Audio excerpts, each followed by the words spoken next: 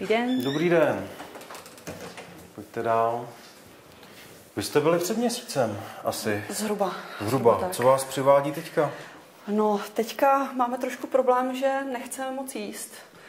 A i mu zapáchá slamy a moc nežere, no. Má trošku červený dásně a tak se trošku bojím, jestli nemá nějaký zánět. Podíváme se. Když tak takhle podržte za tělíčko. On je hodnej, si pamatuju, že jo? No, já to vidím. Máte ještě doma nějakou další kočičku? Nebo on je sám? On je sám. On je sám. Vidíte? No, to opravdu jako na první pohled i pro laika. Vidíte, že ta tlamička není v pořádku. Tady mu chybí spousta zubů. A i zánět. Dobrá. No, tohle to už je, neříkám vážný problém, ale už je to problém, který by se řešit měl určitě. Je tam zánět dásní. Zánět dásní je poměrně častá diagnóza u koček. Dost často se to přechází jak ze strany veterinářů, tak ze strany majitelů. Tady u toho vašeho kocoura už ten zánět dásní je poměrně rozsáhlý a jak si už mu začíná vadit. On totiž nežere protože ho to bolí. Když se dobře podíváte, tak tady v tlamičce, se podívejte, tady vzadu, červený skvrny, to je zánět a sliznice, která je v zánětu a pochopitelně je to podobné jako u člověka, když máte aft, tak velice dobře o tom víte a špatně se vám jí, takže on vlastně při každém kousnutí ví o tom, že v té tlamě se mu něco děje. Co s tím dál? Tady už asi nebude stačit jenom takovéto běžné čištění a to, co obvykle si majitel myslí, že se vyčistí zubní kámen a všechno je v pořádku. Takže tady asi budeme k tomu muset přistoupit trošku radikálněji. V první řadě vám doporučuji, aby jsme to zvíře vyšetřili v narkóze, protože vyšetřovat ho jenom takhle klinicky na stole samozřejmě možné je, ale já přesně nezjistím, co se v té tlamě dál děje. Je potřeba to zvíře uspat, podívat se přesně na jednotlivé zuby, jestli tam nezůstávají kořeny, jestli tam není problém s rezorpcí kořene, rezorpcí zubů, jak moc ten problém paradentózy postoupil a to se pochopitelně nedá dělat takhle teď hned tady, protože ta kočka, i když on je strašně hodnej, on tam u něho problém není, ale pochopitelně při tom vyšetření ten bolestivý vin tam bude, takže doporučuji, aby jsme ho uspali, zrengenovali tlamičku, prohlídli všechno, co prohlídnout v narkóze můžeme a udělali všechny vyšetření, které udělat můžeme.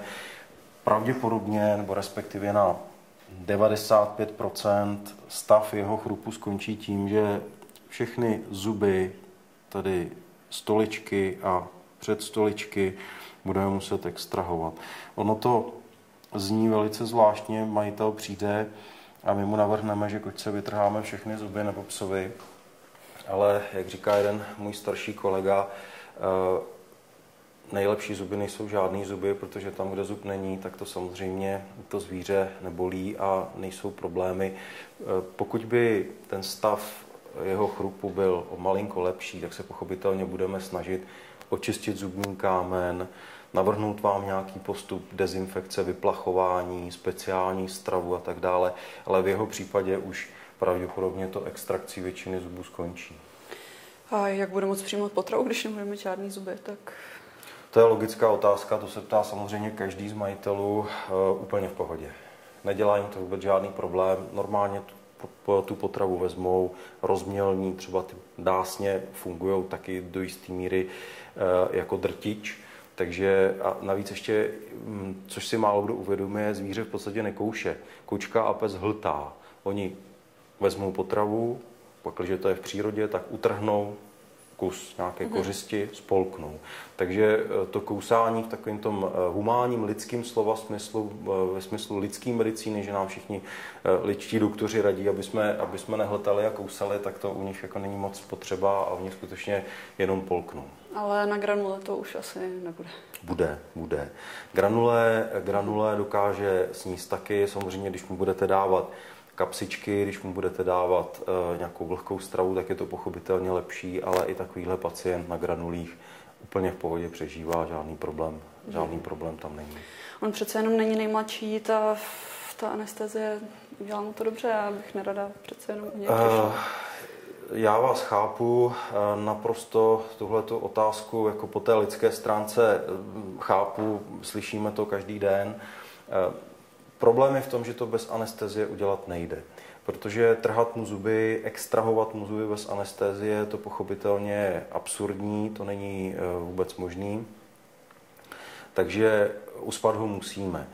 Pochopitelně ne každá narkóza, úplná celková anestezie má stejnou dobu trvání, u něho bude potřeba opravdu jenom velice krátká anestezie na, řekněme, 15 minut, takže i ta anestetika se dají přesně nadávkovat, ale u takhle staré kočky, v uvozovkách takhle staré kočky doporučujeme to, aby majitel nechal udělat předoperační vyšetření. To předoperační vyšetření znamená přijít, objednat se, dělá se rentgen plic, kolega někdy třeba pes, tak ještě k tomu dělá EKG a samozřejmě tomu zvířeti sebere krev a dělá se základní krevní vyšetření, to znamená krevní obraz, biochemie, jestli má v pořádku ledviny, jestli má v pořádku játra a tak dále. Pochopitelně i u naprosto v uvozovkách zdravého pacienta může dojít k určitým problémům při anestezii. Stává se to ne často, řekněme, jsou to promilové případy, nikoliv procentní, ale promilové, ale tvrdit, že anestezie je naprosto bezpečná, je hloupost. Není to tak, vždycky může dojít k určitému problému, ale samozřejmě všichni veterináři se snaží, aby k těm problémům nedocházelo. Takže já si myslím, že když jeho vyšetření budou v pořádku, tak určitě nemusíte mít strach. Ono, pakliže byste to nechala tak, jak to je, a ten chrup zůstal v tomhletom stavu, tak k celkovému uspání toho zvířete, k anestezii stejně dojde, protože dřív nebo později ho to bude tak bolet a vzniknou tam daleko ještě rozsáhlejší problémy v tlamě, že ho stejně budeme muset uspat. Akorát to nebude teďka, ale bude to třeba o 2 až 3 roky později a to už samozřejmě už to nebude kočka věku tohoto, ale o 3 roky starší, čili pochopitelně ten problém je potom větší. No, se tak musím přiznat, že se to musíme rozmyslet. Určitě. Musí souhlasit rodina. Samozřejmě. Udělejte doma rodinnou radu, domluvte se, není problém. Tohle to není případ, kdyby hrozilo nebezpečí z prodlení. Tady, když počkáme týden, 14 dní, nic se neděje. Dobře. Tak jo, tak já vám prosím děkuju za informace. Pozavoláte. Dobře, fajn. Mějte se moc hezky. Naschledanou.